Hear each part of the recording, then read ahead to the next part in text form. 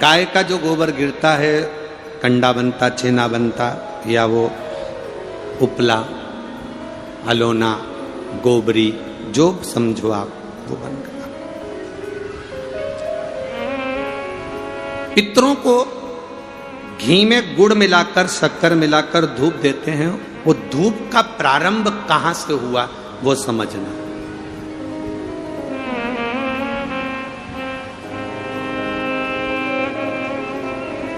असमंज ने वशिष्ठ बाबा से कहा मेरे भाई नहीं मिल रहे। वशिष्ठ ऋषि ने कहा रुको, अपने शिष्य से कहा नंदनी गाय का जो गोबर का कंडा बना है, छेना बना है, उसको लेकर अलोना, गोबरी, उसको लाओ। कंडे को लाया गया।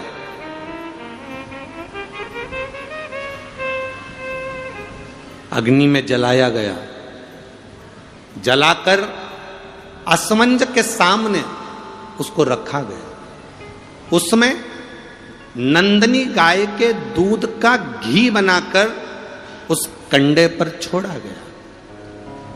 कंडे में से जो धुआं निकला, जो धूप निकली, जो तरंग निकली, जो सुगंध निकली, वशिष्ठ बाबा ने असमंज से कहा सुनो, ये तरंग, ये धुआं, ये गंध इस कंडे की, गाय के गोबर के कंडे की, उस घी की तरंग जहां जा रही है वहां तुम जाओ।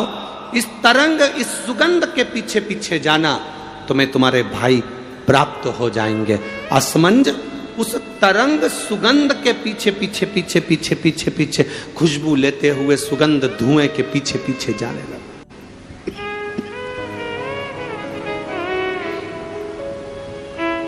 जाते जाते जाते जाते कपिल मुनि के आश्रम में असमंज पहुंच गए।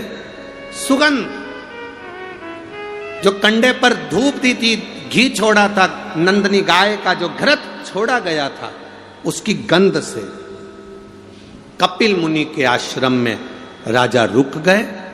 असमंज उस गंध को वहीं पर जानकर उन्होंने देखा यहां पर जरूर मिलेंगे।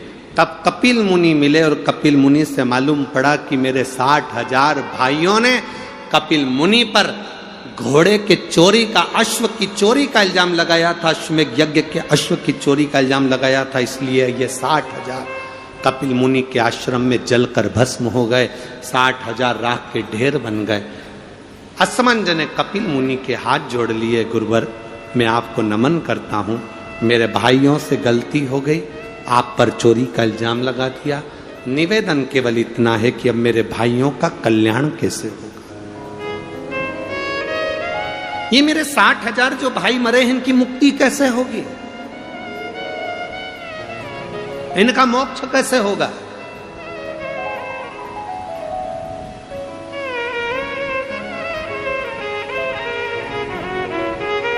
कपिल मुनि ने कहा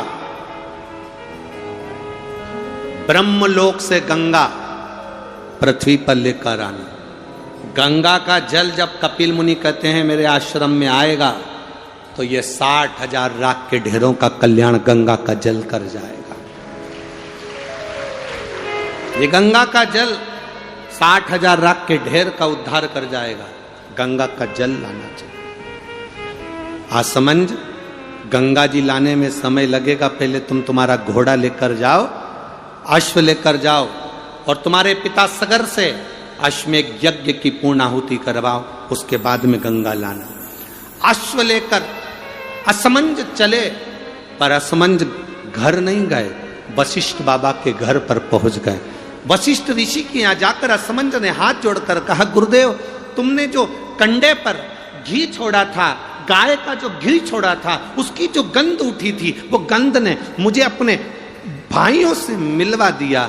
आपसे एक निवेदन है गुरुदेव। गुरुजी बोले, वशिष्ठ बाबा बोले बोलो असमंज क्या चाहते हो। असमंज ने कहा गुरुवर, एक आशीर्वाद संसार के लोगों के लिए दे दीजिए कि गाय के गोबर के कंडे पर, गाय के गोबर के छेना पर, अलोनी पर, इस कंडे पर जो घृत गाय का घी छोड़ेगा या गुड़ शक्कर उस पर छोड़ेगा, उसकी गंध उसके पितरों को तृप्त कर दे और पितरों का आशीर्वाद उसके घर पर मिल जाए। ये मुझे वर दीजिए, ये मुझे वर प्रदान करिए।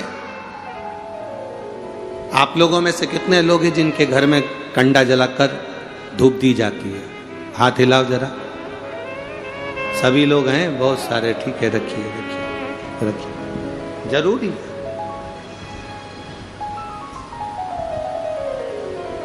श्राद्ध पक्ष में ये दुनिया के लोग भले हंसे हमारे सनातन धर्म पर,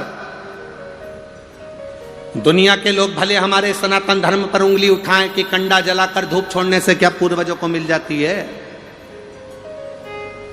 घी शक्कर छोड़ने से क्या हमारे पूर्वजों को प्राप्त हो जाती है। दुनिया के लोग कितना भी हंसें, दुनिया के लोगों को यह ज्ञान होना चाहिए कि गाय के घी में, गाय के कंडे में जब अग्नि तपती है और गाय का घी जब कंडे पर डलता है तो हमारे पूर्वजों को वो तरंग प्राप्त होकर हमें वर प्राप्त होता है और हमारे जीवन का कल्याण होता है, हमारे जीवन का सुख प्राप्त होता है।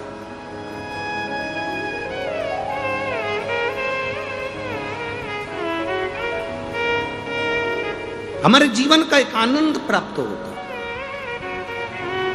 गोपितर शिव महापुराण की कथा कहती है, फल मिलता है। आप शंकर भगवान को एक लोटा जल चढ़ा रहे हो और मन में सोच कर जल चढ़ा रहे हो, धीरे धीरे हाथ में जल लेकर धीरे धीरे समर्पित कर रहे हो। श्री शिवाय नमस्तुभ्यं, श्री शिवाय नमस्तुभ्यं, श्री शिवाय नमस्तुभ्यं, धीरे धीरे जल चढ़ा रहे हो। कई लोग कहते हैं कि शंकर जी पे चढ़ा हुआ जल क्या महादेव को प्राप्त होता है? क्यों नहीं होता? क्यों नहीं होता? आप दिल से, ये एक पत्र आया देखिए। मैं मणिंद्र जय साहू, जिला धमतरी का निवासी हूं। मेरा एक छोटा सा परिवार है, कहीं बैठे हो तो हाथ हिला सकते हैं। मणिंद्र जय साहू, कहीं बैठे हो तो अपना हाथ हिला सकते हैं। जिस जगह भी बैठे हो खड़े होकर अपना हाथ हिला सकते हैं। मणिंद्र जय साहू, धर्मतरी का निवासी हूं। मेरा एक छोटा सा परिवार है जिसमें माता पिता, भाई, पत्नी तथा एक 5 वर्षीय पुत्री मोक्षदा साहू है। जुलाई 2023 में मोक्षदा के बाएं पैर में चलने में परेशानी हुई तो डॉक्टर को दिखाया तो मालूम पड़ा कि उसकी हड्डी कमर की जन्म से विकृत है। जब उसकी कमर की हड्डी जन्म से ही बेकार है तो दिनों दिन उसका पैर काम करना बंद कर दिया। उसका पैर छोटा होता जाएगा ये डॉक्टर ने बोला, और उसका पैर धीरे धीरे धीरे धीरे काम करना बंद करा, पैर छोटा होता चला गया, शरीर एक तरफ झुकने लगा। अब जब शरीर एक तरफ झुकने लगा, सारे डॉक्टरों को दिखाया, सर्जरी की बात आई, जटिल और बहुत दर्द भरा उसका जीवन होने लगा। अचानक करें तो करें क्या? रायपुर के एम्स में दिखाया, छत्तीसगढ़ का सबसे बड़ा हॉस्पिटल है, वहां डॉक्टरों ने 6 महीने तक इलाज करा और आखिरी में कहा कि इसको तो कुछ कह नहीं सकते, इसका पांव छोटा होते चले जाएगा और इसके बचपन से इसको प्रॉब्लम। तब हमारा पूरा परिवार आपके मुखारविंद से शिव महापुराण की कथा आपके बताए अनुसार श्रवण करते हैं। एक लोटा जल सारी समस्या का हल आप बताते हैं गुरुदेव।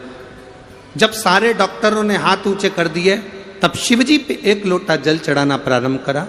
आपने कहा था कि बेलपत्र अशोक सुंदरी वाली जगह पर चढ़ा के एक दुर्वा चढ़ाकर खिलाने का बोला था। हमने वो बेटी को देना प्रारंभ करा। बाबा की कृपा का हम क्या वर्णन करें गुरुदेव। बाबा ने सब कृपा करी। बेटी की सर्जरी होना थी, लाखों का खर्चा था, पर बाबा की कृपा से बेटी आज स्वस्थ भी हो गई और सब काम बाबा ने अच्छे से कर दिया। हम बाबा को यहाँ नमन करने के लिए, हम प्रणाम करने के लिए। शिव तत्व की प्राप्ति कैसे हो? हमारे सनातन धर्म पे दुनिया के लोग उंगली उठाएंगे, क्या ऐसा होता है? कंडे पर धूप देने से क्या पितरों को मिलती है? गंगा का जल क्या तार सकता है?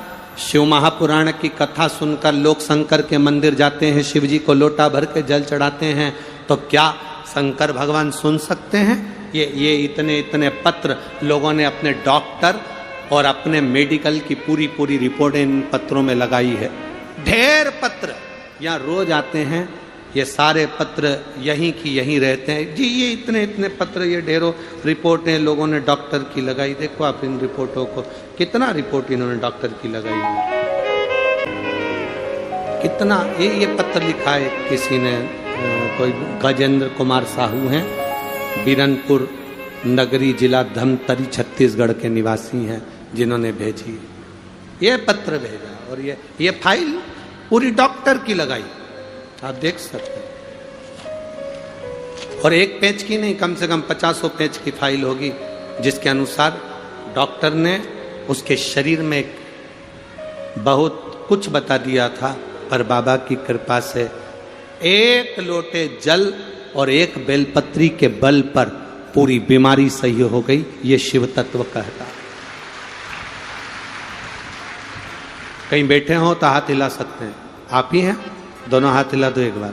इधर साइड है बाबू, लेफ्ट में, हाँ हिलाओ हाथ, वापिस एक बार हाथ हिलाइए जी। श्री शिवाय नमस्तुभ्यम। अब ठीक हैं? ठीक हैं, कोई प्रॉब्लम तो नहीं है? आपकी जांचें तो बहुत कुछ कह रही हैं, डॉक्टर के हिसाब से अगर आप लोग देखेंगे तो बहुत कुछ इन जांचों में है, बहुत कुछ। पर बाबा की कृपा, स्वस्थ तो है, बस बाबा की कृपा बनी रहे। बैठिए। श्री शिवाय नमस्ते। शिव तत्व की प्राप्ति इसी को कर। क्या देगा मेरा शंभू? क्या प्रदान करेगा मेरा भोलेनाथ? क्या देगा मेरा शंभू पता नहीं। असमंज को वशिष्ठ बाबा से निवेदन करा, वशिष्ठ बाबा ने वर दे दिया। गाय के गोबर पर जो गाय का घी कंडा जलाकर छोड़ेगा, उसके पित्र, उसके देवता, उसके कुल देवी देवता उस पर कृपा करेंगे और उसका जीवन सार्थक करेंगे। घर आए, पिता को अश्व दिया, अश्वमेध यज्ञ पूर्ण हुआ। अश्वमेध यज्ञ पूर्ण हुआ। आप लोगों को मालूम होगा, आरती के बाद कपूर क्यों जलाया जाता है? जितने लोग कथा सुन रहे हैं बड़े भाव से उत्तर दें। आरती के बाद कपूर क्यों जलाया जाता है? किस लिए जलाया? बहुत सावधानी से कथा सुनिए, जीवन की सार्थकता देने वाली कथा है।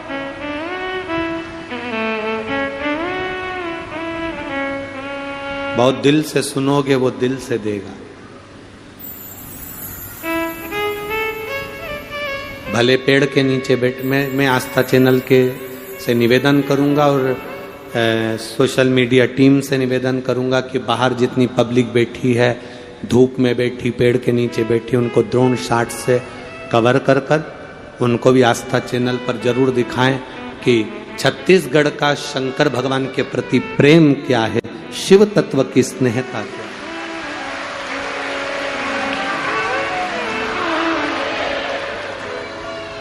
शंभू की कृपा।